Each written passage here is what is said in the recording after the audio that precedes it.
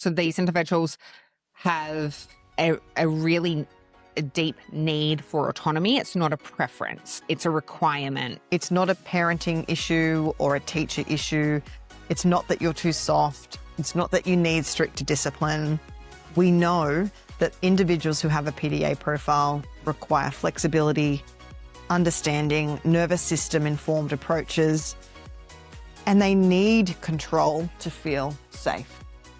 What if behaviour wasn't something to fix, but something to understand? Welcome to Behave, the podcast to relearn behaviour. We're Eleanor Brink and Erika Gleeson, advanced behaviour practitioners who believe it's time to do things differently. If you want to understand why behaviour happens and how to actually support it, you're in the right place. This is Behave, because when we know better, we do better. Before we dive in, just a quick note.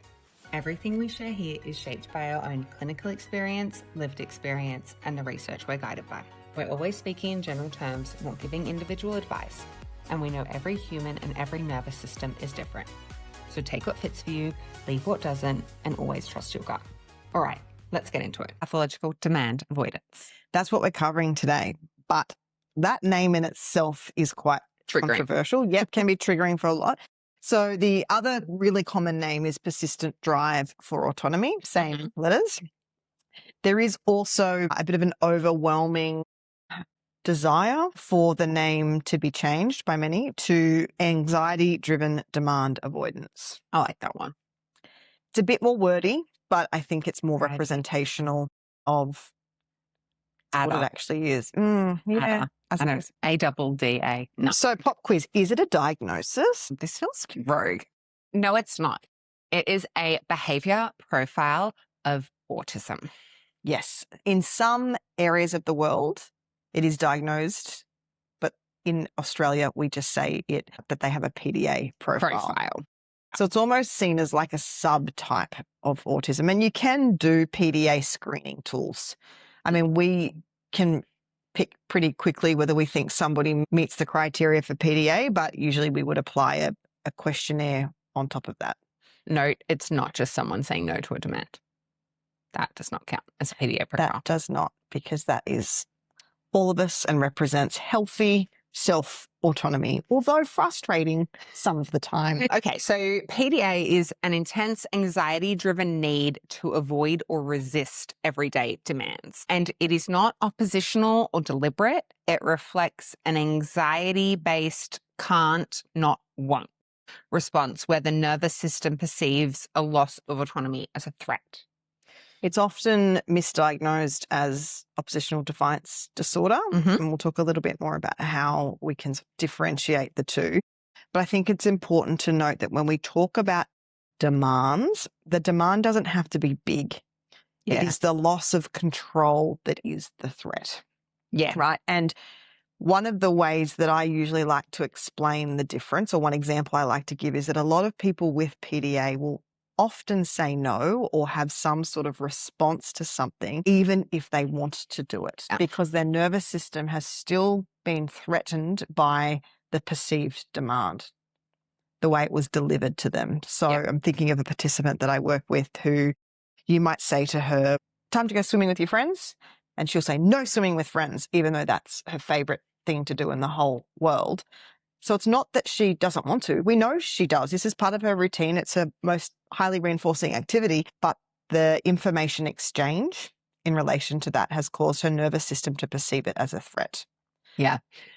And on that, what's really hard is by the time then she's worked through that demand being placed of doing the things she wants to do, then it's like no longer available. And it's like, well, it's taken us 2 hours to work through this. Yeah, we can't go to the pool anymore. And then it's like, oh my God, okay. So really tricky. It is really complex. Yeah. And this could be, so as Erika said, it's lots of different demands. So everyday demands such as pack your bag, brush your teeth, get dressed, but it can also be like internal expectations of knowing you should be doing something that also makes you not want to be doing it. Physical needs. So eating, that's one that I see quite a bit is okay, time for dinner, and the person can't get to dinner because that's perceived as that demand and that's anxiety inducing. And so it's like, oh, well then, you'll eat when you're hungry. Not always. So it is a tricky one. And you can see why people would look at it and think, well, that person is just oppositional. That person is just defiant. They just need some stronger boundaries and some good consequences in place. Like you can see for people that aren't in the space, that are uneducated, that aren't aware of what PDA is and what's actually happening internally, why it could probably be perceived as just a simple behavioural issue that needs to be ameliorated. Yeah. And I think on that, the PDA response or demand avoidance tends to increase when a demand is given by an authority figure. And so from that more traditional approach to behavior, think of that school system, the teacher or the parent, they are the ones in charge. You have to listen to me. That model is directly in conflict to a PDA profile, which is then very triggering for a lot of adults. Yeah. Because it's just seen as the child being disrespectful. So both of us work with a lot of families that have a child, young or older, that has PDA, and they get it. They've done the research, they're educated, but they will say to us, the issue is not us, the issue is grandparents or aunties or extended family or school or whatever it is that don't have any clinical understanding of PDA and how it presents and how to work with it or support the person. They just think that they are capitulating, what we call capitulating, which means giving in to the child at every possible opportunity and reinforcing. Yeah. Oh, because they give in, they're actually the ones that are causing the child to behave that way. Yeah. And I think the other thing that is tricky with a PDA profile is that unlike other disabilities that have more of a visible external profile that you can see that someone can't speak, or you can see that someone can't walk, or you can see communication barriers, these different things that are more externally visible. PDA is a lot of the time that occurs in people who are speaking, who do have the ability to get themselves dressed or walk to the car or brush their teeth. And so it does get viewed as, well, you've got the skills to do it. You're just being then just do it. A dick. Like, that's how it's perceived. I'm not saying that's the case, by the way. But I think that makes it especially tricky, especially for parents who are trying to justify this to other people in their environment. There's not a clear way to show it. So core features of PDA. Should we go through some of those? Yeah. So I was just going to say, or not? We're getting there. One thing. I just say one thing. So it's not a behavioral challenge per se. It's a nervous system challenge that these individuals have. And what I would suggest is, if you haven't, revisit our episode on nervous systems and regulation, because I think all of this will make a lot more sense if you have that foundational information about the nervous system going into fight, flight, freeze, fawn mode. Yes. What do we mean when we say activated? What do we mean when we say dysregulated? So revisit that if you need to before. Yeah, no, that's a good idea. Glad I let you say that. Because when we talked in that episode, we talked about perceived threats, right? Our body can interpret both a quote unquote real threat and a perceived threat in the same way. And for individuals with PDA, their bodies are interpreting a demand as a threat, which is triggering their nervous system. Anyway. So when we say demand, that could be, it's time to put your shoes on. It could be, it's dinner time, everybody come sit at the table. Like, they're everyday demands, not necessarily really big things, or what you and I would perceive as really big things. Yeah. Sort of like every demand is seen as a big thing. Right. Yeah. And I guess this demand avoidance increases when a demand is unexpected, when it's time pressured, which goes against our kind of traditional autism strategies of setting a timer that can actually backfire on us when we set the timer, when it's authority driven, as I mentioned. Sorry, just on that point, that it's interesting you mentioned that, because a lot of our traditional autism-based strategies not only don't work with people that have this profile, but actually make it worse. So when we look at, even principles of reinforcement, things like that, anything that can add any perceived pressure is undoubtedly going to make things worse. So it's a tricky one, because it's seen as a subtype of autism, but the strategies that you use with these individuals is completely different a lot of the time. Yeah. Yeah. So some features of PDA. So if you haven't learned yet, it's a demand avoidance and it's anxiety driven. Demand avoidance occurs even when the activity, as Erika said, is something that the person wants to do because the barrier is neurological and nervous system based, not behavioral. Autonomy centered relationship style. So these individuals have a really deep need for autonomy. It's not a preference. It's a requirement.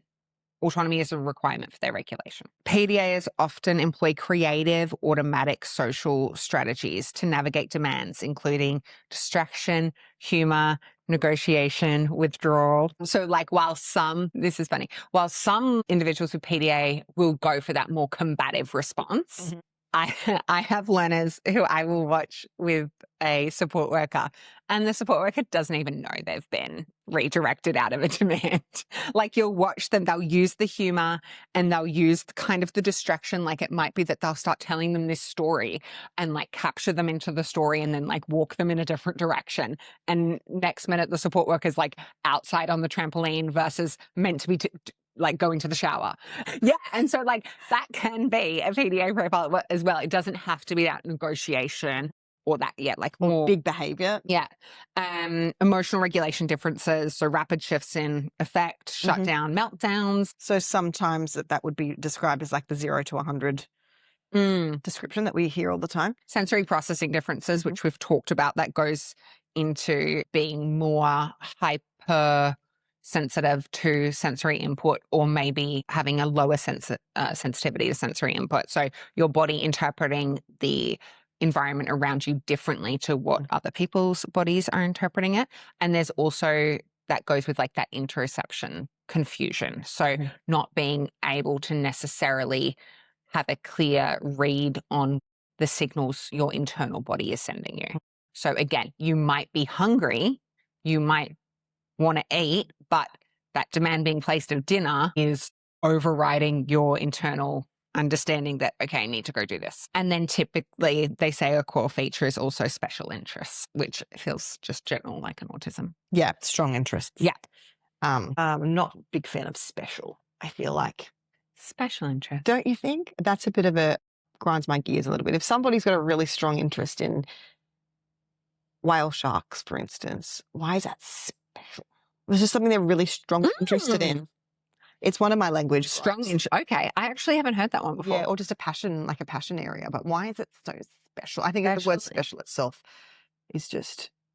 Okay, look, guys, I've just learnt a new word that I'm not going to use. Yeah, no. Well, that's just my take. No, but I agree with your take and I understand the background on your take. Like, yeah, special, we automatically associate it with special needs, which is, again, that kind of language that we use in the disabilities. Like, it's a disability word. Want to hear everyone else? That's my thoughts. I want to hear everyone else's thoughts on that.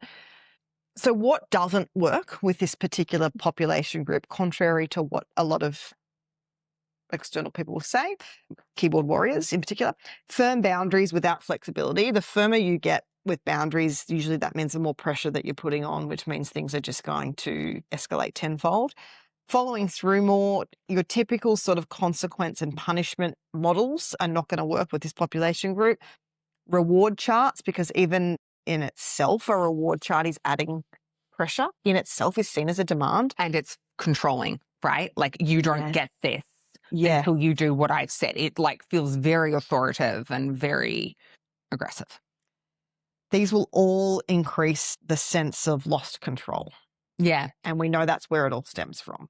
Right? Yeah. So what does work, if we were to sort of summarize it into 3 broad categories: low demand language and a low demand approach, safety and collaboration, and what we call low arousal support. Sorry, I'm smiling because I'm like literally thinking, like when we said the reward shot thing, I'm thinking back to this client that I worked with during the week. It's like literally just happened. And I've worked with him for a year and he has a PDA profile, very PDA profile. The man knows what he wants and he will tell you. Anyway, we're at session and this is the first time that we've done like an evening session, and he's a little boy and he's like, I'm not going to shower while you're here. I'm not going to do it. Not happening. And I was like, okay, cool. That's fine. Like, I don't care. And I was like, well, you can choose to like shower or you could choose to do your dishes. And he was like, oh, dishes, great. And I was like, perfect, great. We've presented a choice and been able for him to sneak in something, a demand in there. Anyway, he does the dishes and I go, 10 points to you. And he goes, what's 10 points? Is that $10? And I was like, oh, crap. And I was like, backpedal. 10 points. 10 points means 10 cents. And he goes, oh, great. If I have a shower, do I get another 10 cents? And I was like, yep. And sorry, when do you take it off? No, I literally went to the bank the next day with a $5 note and got like a row of 10 cents coins. Anyway, so he goes and does the shower and he goes, what else can I do? And he goes, what about if I brush my teeth? I go, oh, great. And so this was like, it is a reinforcement system, but it was fully on his terms. If I had said to him, hey, if you have a shower, I'll give you 10 cents. I know he would have been like, I wouldn't do that. But this it was like, I didn't plan any of this, by the way. And I have a very good relationship with the mum. So I was like, I'm really sorry that I just now introduced this system into your house without talking to you. But she was like, oh my God, I guess I've showered in 3 days. This is amazing. She was like, that's the best 10 cents I've ever seen. Exactly. But what was really funny is at the end, so we did it all. And then at the end, he says to me, just so you know, I'm only doing this when you're here. I am not doing it when it's just mum. This system is only, so it's like he'd realized kind of, I think, all the things that had happened. And he's like, no, I've got to get control. This is only going to be a thing. Associate it with you. My mum's like, damn it. And I was like, how often can you come in? Yeah, exactly. Surprise. But it was just, interesting to see it all play out in evolve real time. On his terms. That's not to say that over time, we won't be able to shape it differently because really, if we're looking at it, we've increased his skill by being able to do all of these things on his terms. And now he's probably going to do them more. He's going to get more comfortable with doing them.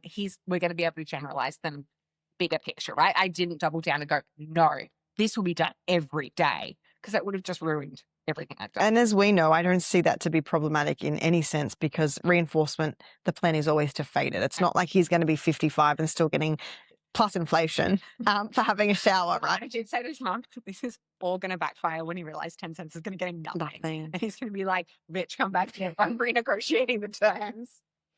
But for now, we'll go with it. But that is a really, really sound example of the fact that some of these principles can work in theory if it's on the person's terms. It naturally evolves. There's no sense of authority coming in. And this, I think, an important piece of information is that I have been working one-on-one with him for a year. And I have done a lot of work in building connection over correction. Yes. Thank you. Yeah. Love connection over correction. Yes.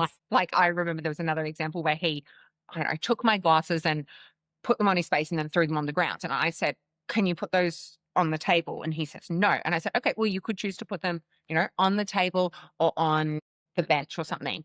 And he looks at me and picks them up and puts them on the chair because that wasn't an option that was presented. I said, great, thanks so much. And he was like, wait, what? Like, that was fine. Like, because I was like, whatever, you still picked them up. Something, right? You made some positive choice there. I got something. And yeah, and he's like, oh, wait, what?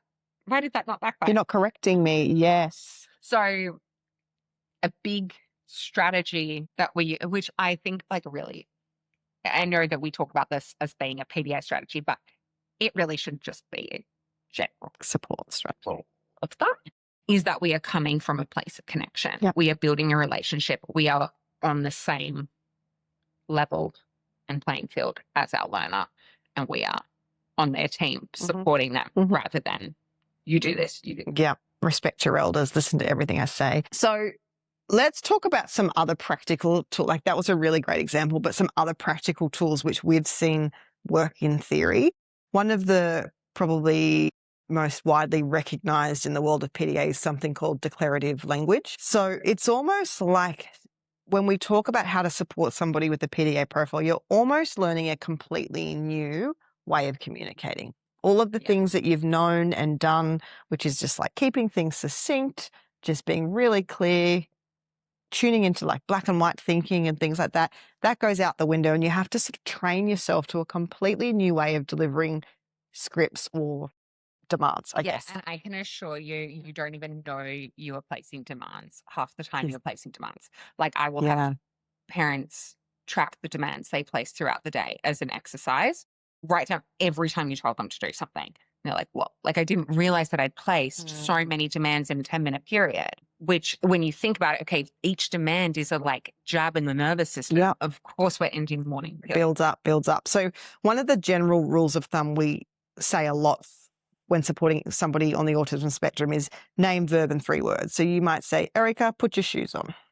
Right. So they know exactly who you're talking to, what you want them to do. You're delivering the information very, very succinctly.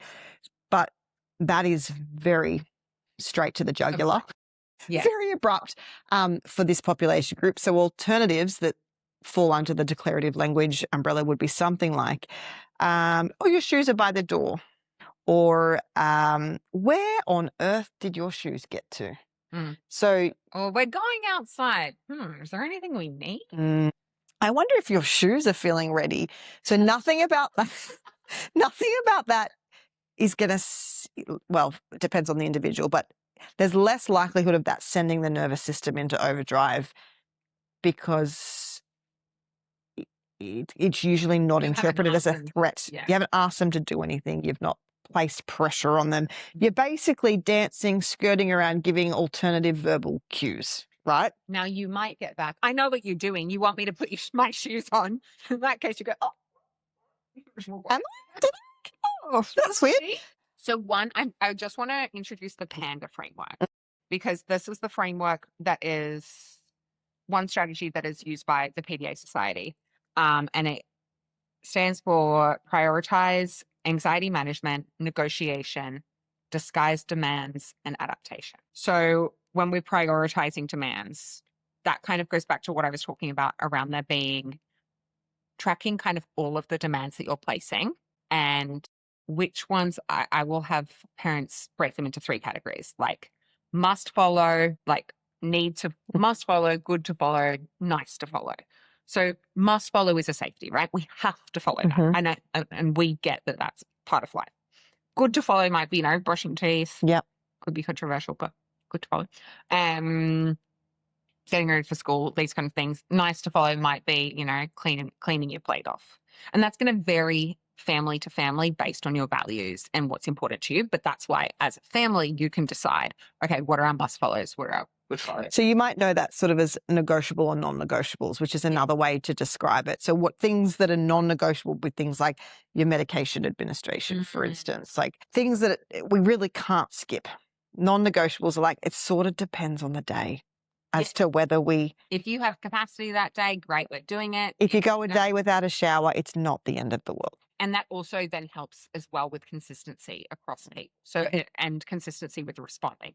So they know, okay, well, this one is a must follow, but the other ones, maybe there's more flexibility depending on capacity. Anxiety management would be stuff like those soft timelines, flexible planning. Regulation built into the day. So what can you do to decrease their baseline anxiety levels, knowing that all of this stems from a place of anxiety? So that's going to look different for everybody, but there has to be an anxiety lens applied to it. Yeah, absolutely. Negotiation and collaboration. So my thing that I will always go in with is like, if my goal is 10, I'm going in at 15 because I'm giving myself room to negotiate because I know that negotiation is going to be part of it. And I'm just going to plan that in. Planning together. So that collaborative approach that we talked about. Disguising and softening demands. That goes into the declarative language. So using indirect language, declarative language. I wonder if the bin is full. So you're not removing the outcome. You still want to get to the same place of taking the bins out, putting your shoes on or whatever, but you're reducing the demand component within that. But the goal is still the same. You're just delivering the information in a different way. Yeah. And you might be mindful of also giving more time of, moving the shoes close. Like it could even be like sometimes language is the trigger. And so it can even be you literally don't say anything. You hand them a toothbrush with toothpaste on it and you walk away. Yeah. And they like put it down and then maybe later they pick it up and they use it. And that's great. We've done that. And then adaptation. So we're just preparing that things are going to change. We're going to use novelty. We're going to try different things. We're going to know that we're going in with one plan and we're likely going to change it. And adaptation actually goes with that story that I just told around like, that wasn't a pre-planned intervention. I was not like, this is what I'm going to do, and this is how I'm going to do it, and blah, blah, blah, blah, blah. And this is the rule I must follow. It was kind of like, okay, we're moving in this direction. I'm going to follow you in that direction and see where Just go. Yes. And I think we've talked before about the goal of what we call a toolkit. So this applies to those with PDA and without. But one strategy is going to work one day and it's not going to work the next. It's going to work with mum, but it's not going to work with a support worker. So then you need to have a backup strategy. So let's just say, for instance, you left toothpaste on the toothbrush, put it on the bench for them to brush their teeth when they got out of the shower, and that didn't land. You don't then go, okay, toothbrushing is off the table for the rest of the week. They didn't adhere to that visual prompt that I left out. It's like, cool. What's next? What can we try the next day? Oh, why don't we ask them to help me clean my teeth, for instance, as a different type of prompting mechanism. So you want to build your toolkit up knowing that these aren't all going to work in a linear fashion every day as would be really, really helpful and easy. Yeah. Yeah. We make a plan and then we change it sometimes, which I know is frustrating. Transitions can be a demand, obviously. And I think that transitions are typically one that is really hard for families because they are usually time-based. It's like, I understand that Erika and Ellie are telling me to be really gentle and place it really softly. However, like, we fucking gotta go. Like, we're already 30 minutes late and I have to be at work and I have this meeting, and like, it's all well and good, but it is why every single family has really tricky moments in the mornings trying to get out the door. If there wasn't a time pressure on that, I can guarantee 90% of those issues wouldn't occur. But the moment you add a time pressure to anything, it just exacerbates it. So obviously we know transitions can be a point of difficulty for all individuals on the autism spectrum. But there are some sub areas within this that apply to PDA. oh, you want to keep We could be here all day. Yeah, I'm kind of like, we can just move on. Just flagging that, yeah, transitions are probably one of those demands that you feel like you have less flexibility around, right? Like the brushing the teeth, you can put the things out, you can give them some time. It doesn't really matter. You maybe have a 3-hour window to brush teeth, but a transition naturally feels like it has more pressure. And as well, if we think through like the co-regulation lens, you're probably less able to co-regulate when you're like, well, we're 30 minutes late. Now I have to call my boss and tell them I'm late. And I know what I need to be doing now, but can I actually operationalize that in the moment is a different story. Yeah. So let's talk about quickly behavior and PDA. So I guess one of the main points to make in terms of that is that the response to the perceived demand is often behavior. Not always, as you said, sometimes it's fun and novel and distraction and humor. Other times it's a really big, severe behavior. And that's typically, I think, more likely going to happen when there's less flexibility in the demand, right? Like when it is like, I get it, you're not ready, but we have to leave. It's time to go. That pressure's increasing, that authority is increasing, drive for autonomy is, their access to autonomy is getting reduced. And how do we view that behavior? Are they being assholes? Yes. No, they're not. We're viewing it as a fight response to a perceived threat. Yeah. That is just where that is their response to a threat. So as we've talked about, fight, flight, freeze, fawn. If we're seeing a big response, if we're seeing aggression or something like that, then that person is therefore just representing a fight response to an anxiety-driven antecedent. Yeah. So we'll see meltdowns, we'll see shutdowns, fight behavior, that aggression, running away, would be flight, fawning, appeasing behaviors, sometimes self-injury, sometimes aggression, like verbal aggression. So some of the things that can make, so I know that what's tricky is sometimes the demand lands and sometimes it doesn't. And this unpredictability on, which again goes back to that view from others around, well, I literally watched them leave the park yesterday and now they're not doing it. They're choosing to do this. Because I know they can. Yes. Yeah. Yes. So some things that can make demands harder to follow demand stacking. So do you want to talk on what that is? Well, it's basically the frequency in which demands are placed on somebody. So as you identify, one of the really helpful things to do is map out what demands actually look like in a day. But if you've delivered 6 different demands in a 10-minute period, consciously or subconsciously, then that is continuing to add pressure to the nervous system. And inevitably that pressure is going to overflow at some point. Yeah. Sensory overload, or like an overloaded sensory system. So that kind of goes back again to the nervous system episode. So there's a lot of crossover here, but essentially, if your sensory system is trying to filter out lots of input around it and is working really, really hard, your nervous system is working really hard, and then we're just putting that demand is that last drop into the cup. I'm just thinking of my favorite quote from that episode, which, I mean, you'll be able to deliver it better than I can, but one day somebody nudging your shoulder is just inconsequential to you. You're just like, oh, that person just bumped me. Get on with my life. The next day it happens and you're like, that bitch just charged me. It was the exact same severity of bump, exact same stimulus, but the way you responded to that was completely contingent on where your nervous system was at on that day. It's the same with the demand, right? Yeah.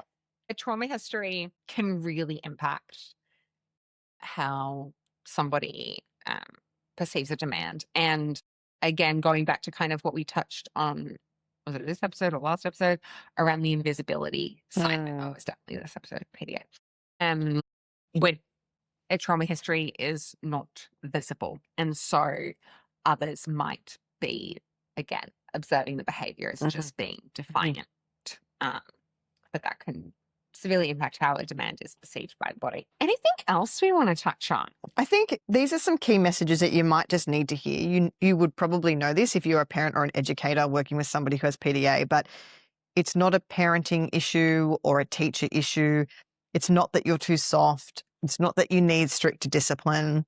We know that individuals who have a PDA profile require flexibility, understanding, nervous system informed approaches, and they need control to feel safe. There needs to be a sense of autonomy in order for the person to be able to progress through life. Yeah, and I think one of the things that I've seen is the more you get towards that collaboration and connection approach, the smoother things go. The more you get arced up and authoritative and punishing and really trying to control the situation, everything just turns to shit and you ruin the relationship. Like, it really is a relationship-based profile. I don't know. It all stems from connection being the foundational support. Yeah. And then you build upon that over time. Yeah. So this not only brings us to the end of the episode, but brings us to the end of season 1. Oh, shit. Does it? Yeah, okay. Yeah. You said it. I've said it. Tossing up if we do. Wow, I'm sure you actually don't know what episode we're on, because Erika, for the first time, didn't fucking announce it at the start. But we are 8 episodes in, and we were tossing up whether we'd do 8 or 10, but now Erika's made... I've made the decision. We're going to get your opinion and feedback on the first 8 episodes and the formats and the length and the online presence and everything, so we can tighten it all and come back into season 2 bigger and better. So this has been 8 episodes of us just waffling on, but obviously about things that we're incredibly passionate about. And we are so grateful to everybody for joining us for season 1. It's been a hoot. It's been really, really fun.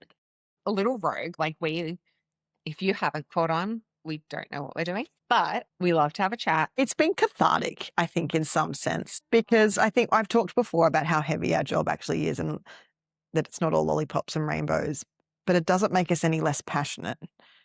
But this is our avenue to still talk about things that we're passionate about without all of the bullshit and bureaucracy that sits around us. So we have loved it, but it's not about us. It's about you. So season 4, no matter what you want. Give us some feedback. Give us some love. We will still be here, but we want this to be really helpful. We want it to be delivering the topics that mean something to you and are helping you.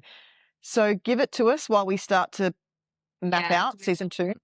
Associated visuals and links and resources. Do we just sound like a couple of wanky clinicians talking about clinical stuff and nobody's actually It's not landing. If that's the case, don't tell me because I like it. She only wants positive feedback. So thanks for tuning in. We'll see you bigger and better in a month or two. We don't know how long the break's going to be. We'll figure that out.